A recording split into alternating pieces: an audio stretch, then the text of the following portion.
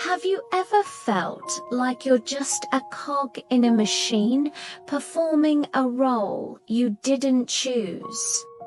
For the prophet Ezekiel, this wasn't just a feeling. It was a divine, terrifying reality. Imagine being plucked from your life as a priest in Jerusalem, only to be exiled to the strange land of Babylon. One day, by the Chebar River, the sky splits open. You see visions of God not, the gentle shepherd you were taught about, but something wild, cosmic, and overwhelming. You witness 4 living creatures, each with 4 faces: a man, a lion, an ox, and an eagle. Their wings beat with the sound of a roaring army, and beside them, wheels within wheels, covered in eyes, move in impossible directions. This isn't a comforting vision. It's a terrifying glimpse into the raw, untamed power of the universe. And then a voice commands you to speak, but not your own words. You become a living, breathing message for a rebellious people. Ezekiel's mission is one of the strangest in the Bible. He's told to perform bizarre, symbolic acts. He has to lie on his left side for 390 days, then on his right for 40 days, bearing the sins of Israel and Judah. Each day represents a year of their punishment. He has to cook his food over human waste to show the defilement his people will endure. He shaves his head and beard, then divides the hair, burning a third, striking a third with a sword, and scattering a third to the wintergrim prophecy of Jerusalem's fate, plague, war, and exile. These aren't just metaphors. God tells him, "I have made you a sign for the house of Israel." Ezekiel becomes a human drama, his body a stage for divine judgment. People would see him and whisper, "What do these strange things you are doing mean for us?"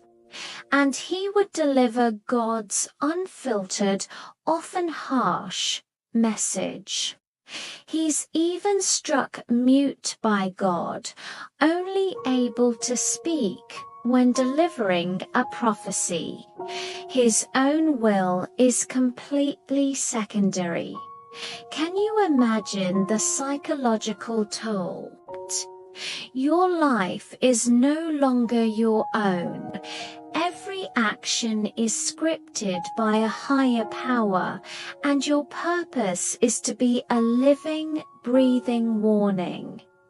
But Ezekiel is more than just a vessel for judgment. He's also a prophet of incredible hope. After forecasting doom, he delivers some of the most powerful visions of restoration in all of Scripture.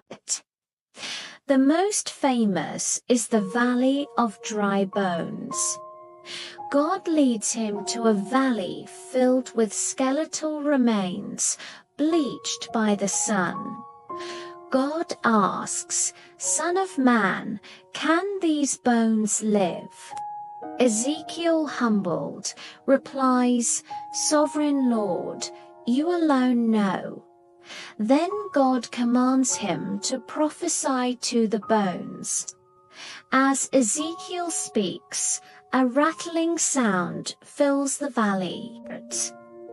Bones connect to bones, sinews and flesh appear on them, and skin covers them, but they are still lifeless bodies. So God commands him again, prophesy to the breath. And as he does, breath enters them, and they stand on their feet, a vast army. This isn't a zombie apocalypse. It's a powerful symbol of national rebirth. God promises to bring the exiled people of Israel back from their graves of despair and restore them to their land.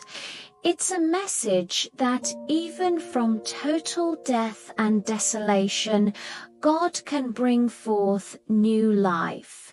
Ezekiel's visions get even grander. He sees a future temple in Jerusalem, far more glorious than the one that was destroyed. From this temple flows a river of life.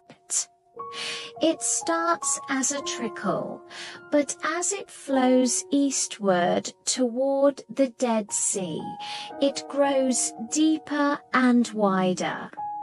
Where this river goes, life flourishes. It turns the salty, lifeless waters of the Dead Sea fresh, and the sea teems with fish. Trees grow on its banks, bearing fruit every month, and their leaves are for healing. This is a vision of ultimate restoration, not just of a nation, but of creation itself.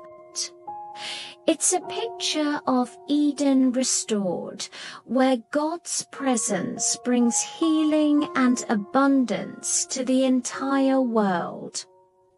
So, who was Ezekiel? Was he a madman, driven to strange acts by the trauma of exile?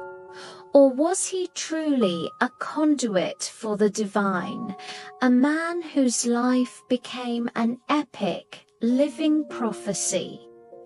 The book doesn't give us easy answers.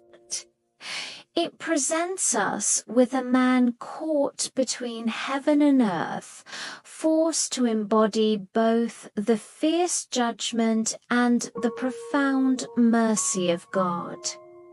His story challenges our understanding of faith, free will, and what it means to be called to a purpose far greater and stranger than we could ever imagine. It's a journey through cosmic visions, bizarre performances, and ultimately a breathtaking promise of renewal that still resonates today. Thanks for watching. If you found this exploration of Ezekiel's world fascinating, don't forget to like, subscribe, and hit the bell for more deep dives into the mysteries of history and faith.